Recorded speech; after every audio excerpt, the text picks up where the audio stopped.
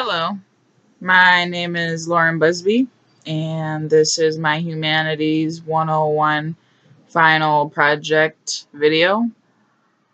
I originally was going to write an essay, but decided to do a video instead after I found out that my other four classes would also be having a written final exam. When you envision American citizens, what do they look like? Everyone will have different ideas of what they'd wear, behave like, and do for a living. Most often, they mirror their own individual image. Today, many people are being targeted and profiled because they don't fit what others define as American. Before 2001, terrorism wasn't thought to have a religion. Though after the public discovered that the series of four coordinated extremist attacks upon the World Trade Center were performed by an Islamic terrorist group called Al-Qaeda, our society began profiling Muslims as terrorists too. At that time, the leader of the Taliban was Osama bin Laden, who claimed responsibility for the attacks. It was then when the U.S. launched the U.S. Patriot Act and the War on Terror, which strengthened our national security measures. However, it also intensified our distrust of American Muslims. As a result, hijackers, suicide attacks, and other forms of terrorism causing mass murder will long be associated with the Quran and its followers. I'm going to discuss how the perception of Muslims has changed before and after September 11th, 2001. The United States initially invaded Afghanistan to remove the Taliban because they had failed to comply with the demands to extradite Osama bin Laden and expel Al-Qaeda from Afghanistan. The public's perception shifted towards fearing supporters of the Quran after observing violent acts of others who shared their culture. Anytime bomb threats are made or a shooting massacre occurs, the news cycle smashes the hot button by abusing the words radical terrorism.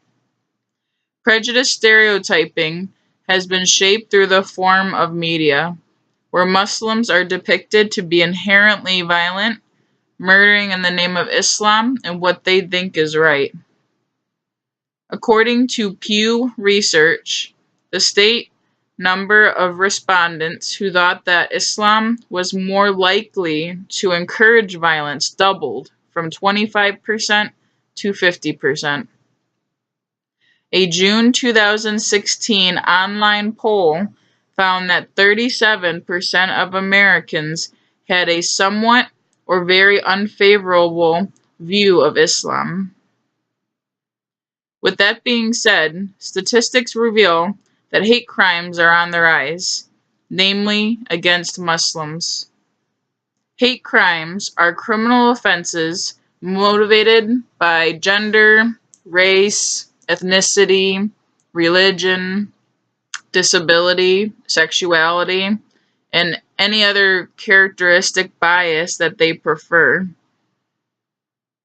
Days following the deadly shooting attack carried out by a married Muslim couple in San Bernardino, California, United States President Donald Trump proposed a Muslim ban December 7th, 2017.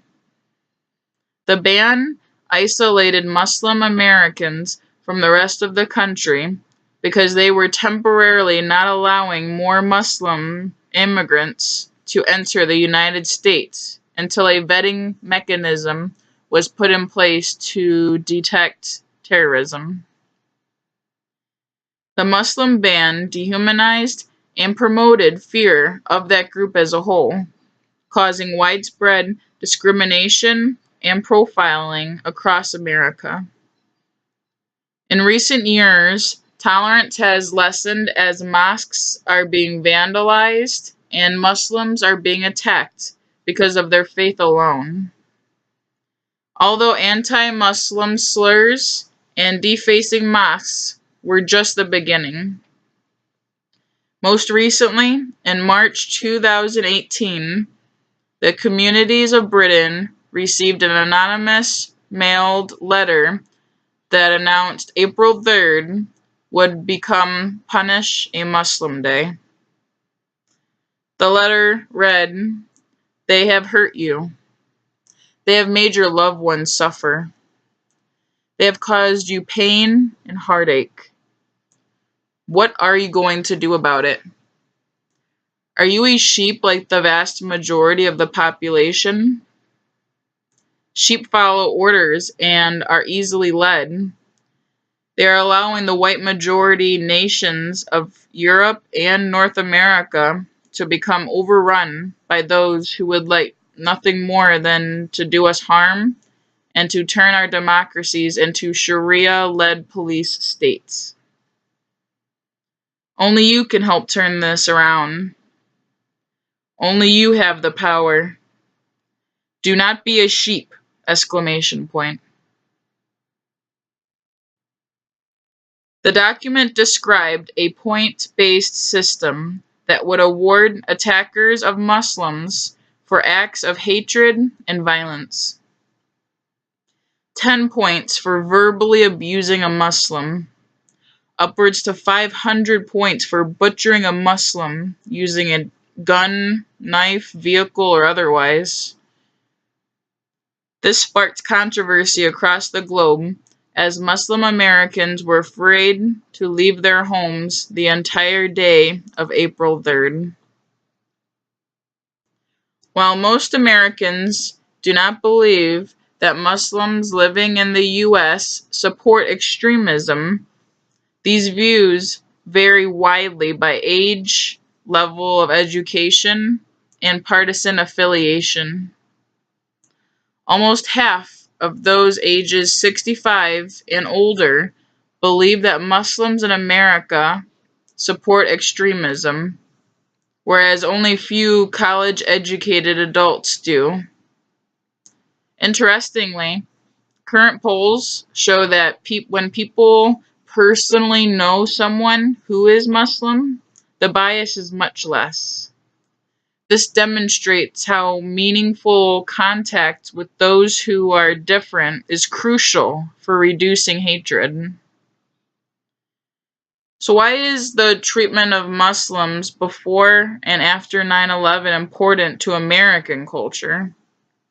Well, the traditional assumption that America is one big melting pot is often misunderstood, as people believe that it means to come together and to conform entirely. Though people tend to forget that's exactly the problem with this theory, that everyone who comes here must melt away their uniqueness and their individuality to assimilate. Whereas if we related America to a salad bowl, it insinuates that each piece retains its own individual flavor and individual identity within the mixture. This topic is still relevant today because our society is unconsciously hypocritical about what it means to be American, despite coming from a country built upon freedom of speech, expression, and religion. I would say to freely express who you are, regardless of differences, that there's nothing more American than that. Terrorism doesn't identify with a religion, and you shouldn't allow the mass media to convince you otherwise.